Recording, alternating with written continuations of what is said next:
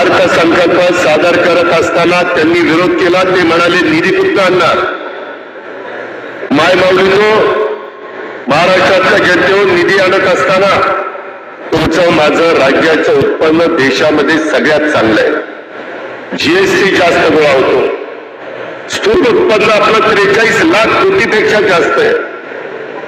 या सगळ्याचा साकल्याने विचार करून जी गाईडलाईन करून दिलेली आहे आरबीआयने किंवा केंद्र सरकारने, त्याच्या बाहेर यत्किंचितही न जाता कुठेही माझ्या मायमाऊलीला त्रास न होता, सुरुवातीला थोडा त्रास झाला, अजून पण कदाचित होतोय. ऑनलाईन फॉर्म भरत असताना इंग्लिश भरायचा, मराठी भरायचा, काय करायचं काय नाही, नवी कुठली सुरुवात करत असताना थोडासा त्रास होतो. कृपया आपण गैरसमज करून घेऊ नका. परंतु आता बराचसा त्रास कमी करण्यात आलेला आहे. जसं जसं आम्हाला तक्रारी येत आहेत तशी दुरुस्ती आम्ही सातत्याने त्याच्यामध्ये करतोय आणि हे आम्हाला तुम्हाला पुढे कायम चालू ठेवायचं. गरिबांच्या मुलींना शिकण्याच्या करता कॉलेजचं शिक्षण घ्यायला पैसे नसतात गरिबांच्या मुलींना. हे मगाशी जे सांगितलं 7 योजना आणल्यात, त्या गरीब माणूस केंद्रबिंदू मानून या योजना आणण्याचा प्रयत्न केलेला आहे. आम्हाला तुम्हाला सगळ्यांचं मायमाऊलींचं सबलीकरण करायचंय, सक्षमीकरण करायचंय.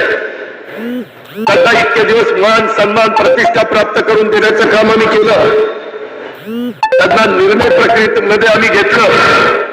आज माझ्या जळगावच्या पुरतं बोलायचं झालं जिल्ह्याच्या, तर एकूण बचत गटाची संख्या 28,650 आहे.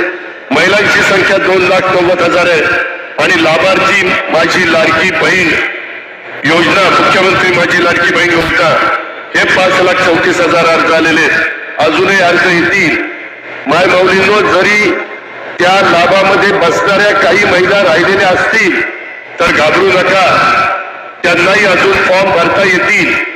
कोणी काही खोटं नातं सांगेल त्याच्यावर विश्वास ठेवू नका. मागं लोकसभेला तसं घडलं. जाणीवपूर्वक आम्ही कुठेतरी संविधान बदलणार, आम्ही कुठेतरी आरक्षण काढणार, अशा प्रकारचा खोटा प्रचार नेरेटिव्ह आमच्या विरोधामध्ये सेट करण्याचा प्रयत्न केला. आता मात्र माझी हात जोडून विनंती आहे की अजिबात त्या गोष्टीवर विश्वास ठेवू नका. आम्ही कधीही तुम्हाला चुकीचं सांगणार नाही.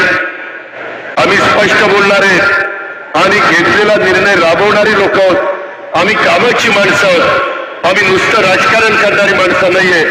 महाराष्ट्रातल्या सर्वसामान्य माणसाला एक प्रतिष्ठा प्राप्त करून देण्याचं काम हे महायुतीचं सरकार करत आहे. त्याच्यातून माझ्या शेतकऱ्यांना, बळीराजाला वीज माफीचा निर्णय आपण घेतलेला आहे. खूप चांगले चांगले निर्णय घेतलेले. आज या प्रचंड संख्येने आपण आलाय. उद्याच्याला हे पैसे ज्यावेळेस सुरू होतील त्यावेळेस कधी कधी बातम्या येत आहेत की कोणीतरी लोकप्रतिनिधींनी सांगितलं की हे 1,500 रुपये दिल्यानंतर आम्ही परत घेऊ. मी मुख्यमंत्री उपमुख्यमंत्र्यांच्या साक्षीनं सांगतो, हे पैसे परत घेण्याकरता नाही, तुमच्या करता दिलेले आहेत. त्याच्यामुळे कुणी काही सांगितलं तर त्याच्यावर विश्वास ठेवू नका. कोण सांगेल आम्ही नंतर आढावा घेणार आहे, अजिबात नाही. हा सगळा अधिकार मुख्यमंत्र्यांचा, नामलोकांचा आहे. त्याच्यावर दुसरे कधीतरी वेगळ्या पद्धतीचं वक्तव्य करतात आणि त्याच्यातलं पेपरबाजी होते, त्याच्यातलं वेगवेगळ्या प्रकारच्या बातम्या पसरवल्या जातात आणि त्याच्यातून नाहक त्या महायुतीच्या सरकारची बदनामी होती. त्याकरता देखील आपण काळजी घ्या. आपण अनेक वर्ष आम्हा लोकांना ओळखता आणि त्याच्यामुळं राज्याच्या विकास कामावर कुठलाही परिणाम न होऊन देता जी काही कामं चाललेली आहेत ती कामं गतीनं चालतील. आणि त्याचबरोबर त्या ज्या काही महत्वाच्या योजना आपण दिलेल्या आहेत त्या योजनेचा पण लाभार्थ्यांना व्यवस्थितपणे लाभ होईल. मात्र माझ्या मायबाऊलींनी आता इतके दिवस स्वतःच्या पोटाला चिमटा काढून तुम्ही स्वतःच्या गोष्टीला मुरड घातली. आता मात्र हे पैसे तुमच्या अकाउंटला येणार आहेत, कुणाच्या मार्फत नाही. तुमचा जो डीबीटी असेल त्या पद्धतीने येणार आहेत. तुम्हाला ज्यावेळेस काढायचे त्यावेळेस काढा, तुम्हाला ज्या ठिकाणी खर्च करायचे त्या ठिकाणी करा. आया बहिणींनो, माझ्या मायमाऊलींनो, ह्याच्यामध्ये वर्षाला 46,000 कोटी एवढी रक्कम माझ्या महाराष्ट्रातल्या चांद्यापासून बांद्यापर्यंत असणाऱ्या महिलांच्या हातामध्ये जाणार आहे.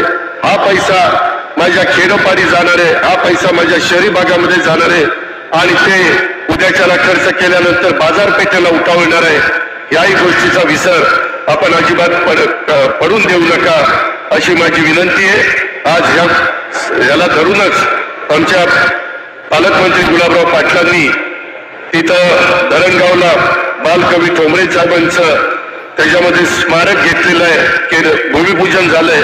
बहिणाबाई चौधरींचं आपण स्मारक करतोय. ज्या ज्या महान व्यक्ती होऊन गेल्या त्यांचा आदर्श पुढच्या पिढीच्या समोर देखील राहिला पाहिजे. त्यांचं स्मरण नवीन पिढीनं पण केलं पाहिजे आणि त्यांच्या एकंदरीत तो काळ आठवत आपण त्यांनी दाखवलेलं रस्त्याने पुढे जायचं असतं, त्या पद्धतीनं आपण पुढे जाण्याचं काम करूया. कुठल्याही खोट्या नाट्या प्रचाराला आपण बळी पडू नका. अतिशय दिमागदार कार्यक्रम माझ्या जळगावच्या पालकमंत्र्यांनी, सगळ्या आमच्या लोकप्रतिनिधींनी, सगळ्या अधिकाऱ्यांनी इथं जो घडून आणला त्याबद्दल सर्व माझ्या सहकाऱ्यांना मी मनापासून धन्यवाद देतो, त्यांचे मनापासून आभार मानतो. आणि माय माऊलींनो, तुम्हाला उद्याच्या काळामध्ये ही योजना किंवा इतर अनेक योजना आहेत त्या माझे देवेंद्रजी किंवा मुख्यमंत्री सांगतील. वेळ बराच झालेला आहे म्हणून मी वेळ घेत नाही, गरम देखील होत आहे आणि त्यामुळं माझं तुम्हाला सगळ्यांना सांगणं आहे, त्याच्याबरोबर आपल्या इथली केळी असेल, आपल्या इथले पाटबंधारे खात्याचे प्रकल्प असतील, आपल्या इतर विकासाचे प्रश्न असतील, जे आमच्या जळगावचे लोकप्रतिनिधी सातत्याने विधिमंडळामध्ये मांडतायत, त्यालाही न्याय देण्याची भूमिका ही आम्हा लोकांची राहणार आहे. आणि त्याचबरोबर केंद्रामध्ये आता तिसऱ्यांदा नरेंद्र मोदी साहेबांचं सरकार आले, ते सरकार आपल्या विचाराचं आहे. उद्याच्याला त्यांच्याकडून देखील आपल्याला विकासाच्या करता मोठा निधी आणण्याचं काम देखील करायचं आहे, परंतु ते सगळं तुमच्या हातात आहे. तुम्ही जर उद्याच्या काळामध्ये येणाऱ्या निवडणुकीमध्ये ज्यावेळेस मतदानाला जाल त्यावेळेस या सगळ्या योजना चालू राहाव्या असं वाटत असेल, आपल्याला दर महिन्याला हे सबलीकरणाच्या करता जी मदत, जे काही रक्कम मिळते ती रक्कम मिळावी असं वाटत असेल, तर मात्र तुम्ही ज्यावेळेस मतपेटीकडे जाल त्यावेळेस जिथं कमळ असेल, जिथं धनुष्यबाण असेल, जिथं घड्याळ असेल, अशा ठिकाणी बटन दाबण्याचं माझी विनंती आहे. तो तुमचा अधिकार आहे, मी बळजबरी करणार नाही, तो तुमचा अधिकार आहे, परंतु विनंती करण्याचं तर आमचं काम आहे. घटनेचे शिल्पकार डॉक्टर बाबासाहेब आंबेडकरांनी तो आपल्या सगळ्यांना अधिकार दिलाय, संविधानाने अधिकार दिलाय, परंतु या सगळ्या राज्याच्या सर्वांगीण विकासाच्या करता घेतलेल्या चांगल्या योजना पुढं अनेक वर्ष चालण्याच्या करता, पुन्हा महायुतीचं सरकार आणण्याच्या करता माझ्या मायमाऊलींनी आशीर्वाद द्यावेत, पाठिंबा द्यावा, सहकार्य करावं आणि उद्याच्या 19 तारखेच्या रक्षाबंधनाच्या निमित्तानं जी राख्या तुम्ही आम्हाला बांधलेल्या आहेत त्या राखेला साक्षी ठेवून आम्ही सांगतो की भावाच्या नात्याने माझ्या मायमाऊलीला कोणतीही गोष्ट कमी पडू दिली जाणार नाही, हा शब्द देतो आणि आपली रजा घेतो. जय हिंद, जय महाराष्ट्र. धन्यवाद. महाराष्ट्र राज्याचे कार्यदक्ष उपमुख्यमंत्री माननीय अजितदादा पवार यांनी आत्ताच आपल्याशी संवाद साधला आहे. या दरम्यान केंद्रीय राज्यमंत्री क्रीडा आणि युवक कल्याण माननीय नामदार रक्षाताई खडसे यांचं आगमन झालं आहे. आपण त्यांचं शब्द सुमनांनी जोरदार टाळ्यांच्या गजरामध्ये स्वागत करूया. आणि समोर असलेले जे मीडियावाले आहेत त्यांना मी विनंती करीन, आपण थोडं मागे जा, मागच्या महिलांना दिसत नाही प्लीज. त्यानंतर मी आमंत्रित करणार आहे, पण अगोदर आपल्या सगळ्यांना विनंती, आपण उठावं तिथून आणि थोडं मागे जा. मीडियाच्या सगळ्या मी बांधवांना विनंती करतो, जे स्टँडिंग मीडिया आहे त्यांनाही विनंती आहे, आपण थोडं मागे जा.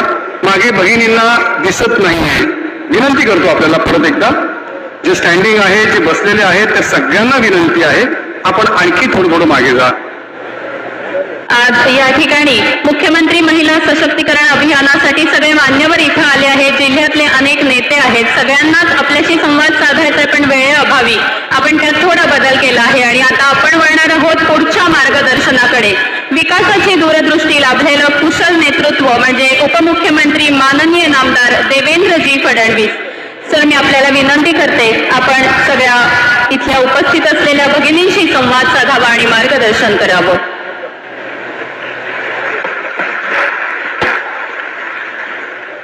हिंदवी स्वराज्याचे सरसंस्थापक छत्रपती शिवरायांना मानाचा मुजरा करतो. भारतीय राज्यघटनेचे शिल्पकार भारतरत्न डॉक्टर बाबासाहेब आंबेडकर यांना मानवंदना अर्पित करतो. खऱ्या अर्थानं ज्यांनी स्वराज्याकरता शिवरायांना घडवलं ते आई जिजाऊंच्या चरणी नतमस्तक होतो. आणि आज त्यांची पुण्यतिथी आहे. त्या राजमाता राष्ट्रमाता अहिल्यादेवी होळकर यांच्याही चरणी नतमस्तक होतो. खरं म्हणजे जळगावला आल्यानंतर आई मुक्ताई आणि बहिणाबाई यांचा देखील आपल्याला उल्लेख केलाच पाहिजे. त्यांनाही वंदन करतो. आणि खऱ्या अर्थानं आमच्या माता भगिनींना ज्यांनी शिक्षण दिलं आणि वंचित शिक्षणापासून ज्या होत्या त्यांना शिक्षणापर्यंत पोहोचवलं त्या सावित्रीबाई फुले यांनाही वंदना अर्पित करतो. आज मंत्री आणि जिल्ह्याचे सुपुत्र गिरीश भाऊ महाजनजी त्या ठिकाणी निवडणुका जिंकण्याचा प्रयत्न करतात. पहिल्यांदा संविधानाचा नरेटिव्ह तयार केला, म्हणाले आरक्षण रद्द करणार आहेत. आता सगळ्यांना समजलं. मगाशी आपली चित्रफित बघितली आपण. 1,500 रुपयामध्ये आपण एक आपल्या कुटुंबाला एक आधार देण्याचं काम थोडंसं एक सांभाळण्याचं काम आपण यातून करणार आहात. खरं म्हणजे 1,500 रुपये आपल्या खात्यात महिन्याला म्हणजे वर्षाला 18,000 रुपये आणि मुख्यमंत्री अन्नपूर्णा योजनामधून आपल्याला वर्षाला 3 सिलेंडर मोफत देण्याचा निर्णय देखील आपल्या महायुती सरकारने घेतला. मला मग सांगा माझ्या बहिणींनो, आपला संसाराचा गाडा असताना ओढाताण थोडी का होईना कमी होईल की नाही? कमी होईल ना? थोडा हातभार लागेल ना? आणि म्हणून आपल्याला मी सांगतो की हे कार्यक्रम जे होत आहे आपल्या लाडक्या बहिणींचे, त्याला तुफान अशी बहिणींची गर्दी होती आहे. राख्या बांधल्या जात आहे, ओवाळणी होती आहे.